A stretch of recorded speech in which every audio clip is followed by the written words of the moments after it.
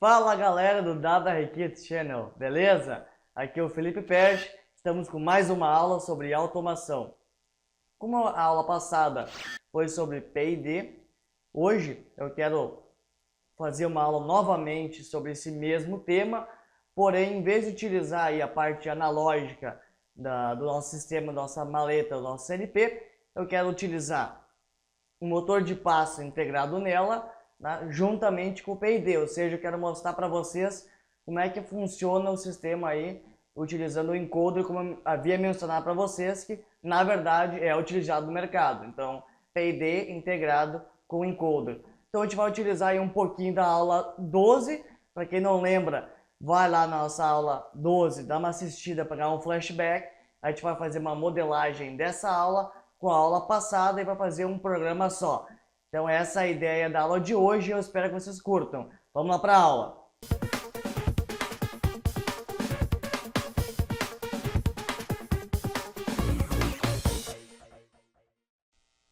E esse vídeo é um oferecimento da Altos. Acessem www.altos.com.br, vamos na aba Produtos, em Softwares, série Master Tool e EC. Ao final do website, clique aqui, clique na mensagem aqui azul, faça o download do software e continue assistindo nossas aulas. Então tá galera, então a gente está aqui com o nosso Master Tool EC, como eu havia falado para vocês. Hoje o programa vai ser uma mixagem entre o programa 12, ou seja, a aula 12, com a última aula do P&D. Então a gente vai fazer desses dois um só. Para quê? Para mostrar para vocês como funciona aí o P&D, não só testando aí com o potenciômetro e a parte do display 7 segmentos, mas sim integrando isso ao motor, no caso nosso CLP, o nosso motor de passo da maleta. Ele não vai funcionar 100% porque eu não sei as variáveis exatamente de ganho, como eu havia mencionado para vocês. É de suma importância de saber essas três variáveis de ganho para que ele tenha o melhor desempenho, ou seja, a melhor resposta, tá? Se a gente botar variáveis aleatórias aí, ou valores que não são exatos, ele fica numa esterese tentando atingir aí um desempenho e ele fica sempre indo para mais ou para menos. Vocês vão ver depois no teste CLP. Então, mostrando um pouco o programa para vocês, aqui as variáveis declaradas, então, são as mesmas variáveis do programa 12, da aula 12, porém, eu trouxe aqui as mesmas variáveis que a gente utilizou aí no P&D. Então, para quem não quiser fazer todo um programa novamente, eu dou a dica de pegar o programa da aula 12, abrir o P&D, dar um Ctrl+C, Ctrl+V, tá? Somente nessas variáveis de declaração, para não precisar declarar todas as variáveis novamente. Tá? E aqui, no programa principal, então eu quero mostrar para vocês. Então aqui é o programa da aula 12, quem não lembra, vai lá, vai dar um flashback. A gente utilizou aí o motor de passo com o encoder da maleta naquela aula. Então aqui na linha 1, para ligar aqui as variáveis inicia e stop. Na linha 2, a gente fazia a declaração aqui e fazia a entrada do valor auxiliar via IHM para modificar a frequência do motor, para mudar a velocidade, que o motor de passo a gente não consegue fazer PWM, tá? Então o PTO lá na maleta a gente só consegue mudar a frequência, o duty cycle fica sempre 50%, então por isso que a velocidade ele não vai uma variação muito grande, né? Então por isso a gente ficava naquele range aí de 0 a 1300 Hz.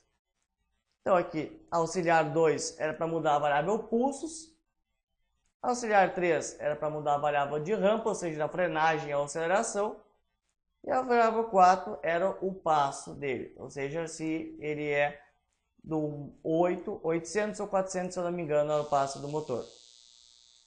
Na linha 3 aqui, para puxar a variável contador, para puxar a variável pulso.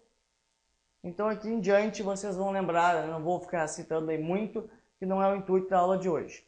Então aí vai pegando as variáveis de pulso, vai colocando nas outras variáveis aqui de rotação, faz o cálculo aqui do RPM, fazia uma lógica aqui na linha 7 para descobrir se ele é horário ou anti-horário. Então aqui para descobrir se o motor está parado. Aqui ele faz mudando para a variável auxiliar RPM2. e depois aqui ele salva, depois do cálculo aqui do tempo de 200 milissegundos, ele salva a variável, o último variável calculado na variável RPM, que é o que a gente vai utilizar aí no PID. Então aqui ele faz os resets para zerar aí a variável de RPM. Aqui, se caso a gente desligar a chave geral, ele zera todas as variáveis. E aqui na 14, na 15, que é o sensor de quando a gente fazia a inversão de rotação. E aqui a variável de freio, que é aquela que deixa o motor, quando ele estiver parado, ele deixa energizado, ou seja, imantado, o motor não sai fora de sentido.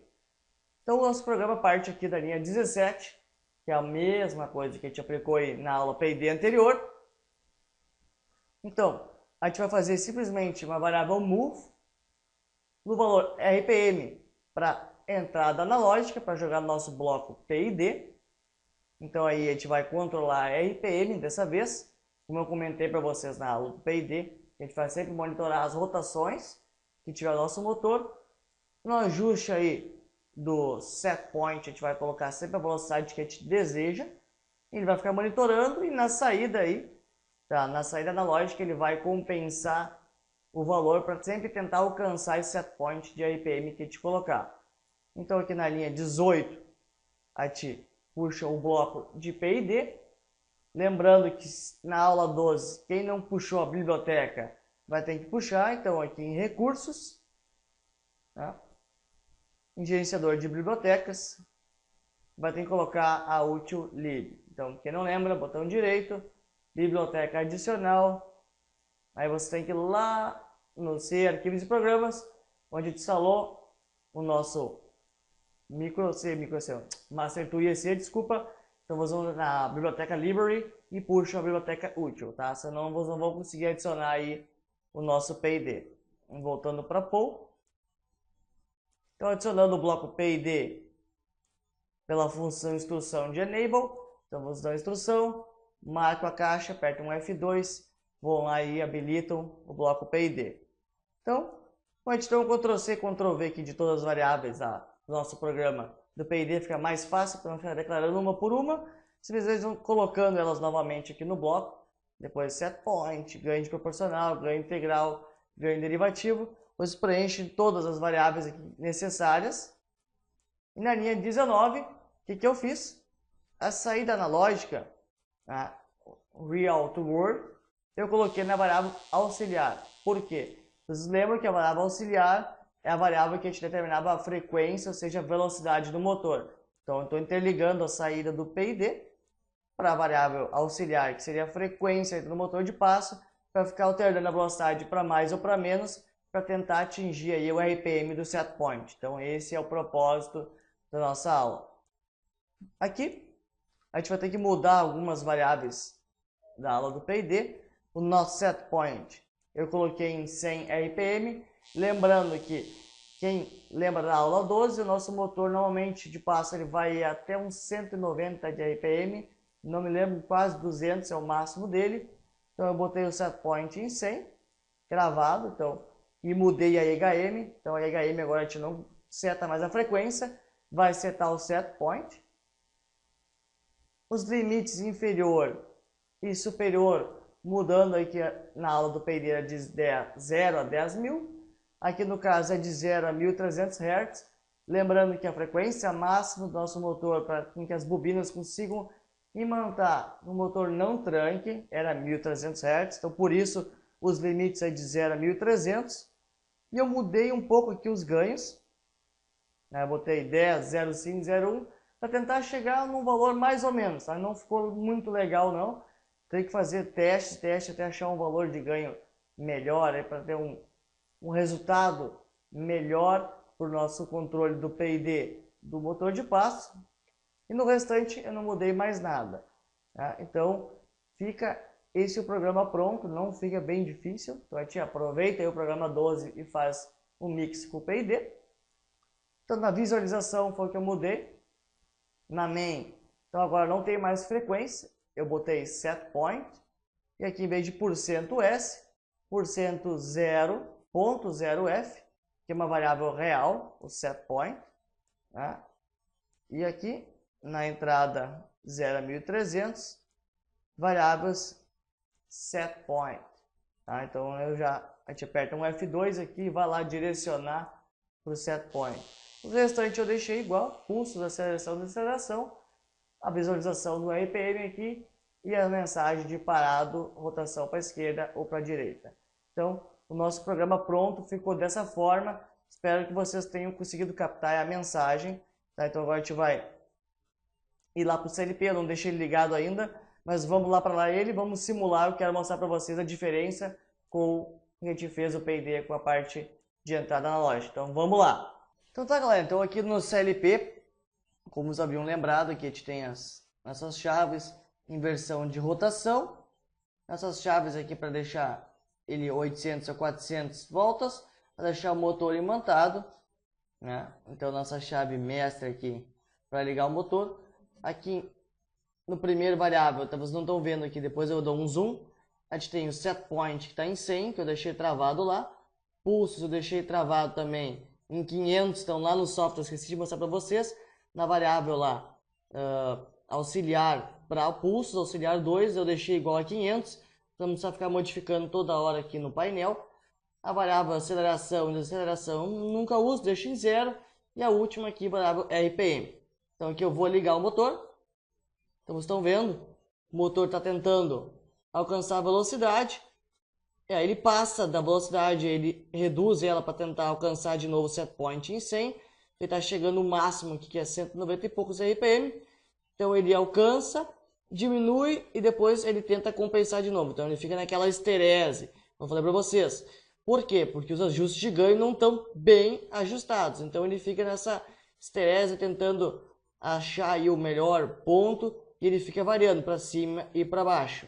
A gente poderia mudar o setPoint aqui, tá? Não ia fazer muita diferença. Ele ia ficar mais ou menos aí nessa curva. Aí chega o ponto que dá uma travada, tá? Depois ele volta a oscilar de novo. Por causa do sistema, eu falei para vocês, os ganhos não estão legais. Então, na verdade, seria isso aí, tá? O propósito. Se ele tivesse bem ajustadinho aqui, se fosse um motor de passo mais forte, com que o do nosso LP aqui, que não é muito forte, a gente poderia fazer uma tração no eixo dele, e aí ele teria que compensar a velocidade ajustada, tá? Então aí, às vezes ele dá um bug, dá uma travada. Então vou mostrar para vocês aqui as variáveis. Tá? Então aí nosso CLP, vou ver para vocês, setPoint em 100, 500 pulsos. Então aqui a velocidade do motor, ó, tá subindo e descendo. Estou tentando chegar em um setPoint, ele passa muito rapidamente por causa dos ganhos e aí ele sobe e desce, tá? Então é esse o propósito aí, bem dizendo, do nosso P&D. É um ajuste bem preciso, tá, do sistema aqui ser controlado, porém as variáveis aí de ajuste têm que obviamente estar bem ajustadas, tá? Senão não adianta de nada usar o P&D com as variáveis bem fora do padrão. Então por isso eu falei para vocês, dependendo do motor que vocês vão pegar, tá? A fabricante já indica as variáveis de ganho integral, derivativo, tá? Então vocês precisam sempre ter em mente isso aí, vocês conseguirem os ganhos. Quem não tiver um ganho, ou seja, pegar um motor aleatório, existe aí como fazer um teste de bancada, que é mais complexo de explicar para vocês por hora, tá? Para a gente conseguir descobrir as 3 variáveis de ganho. Então, a aula ficou por aí, eu espero que vocês tenham curtido, tá? E um grande abraço para vocês e até a próxima.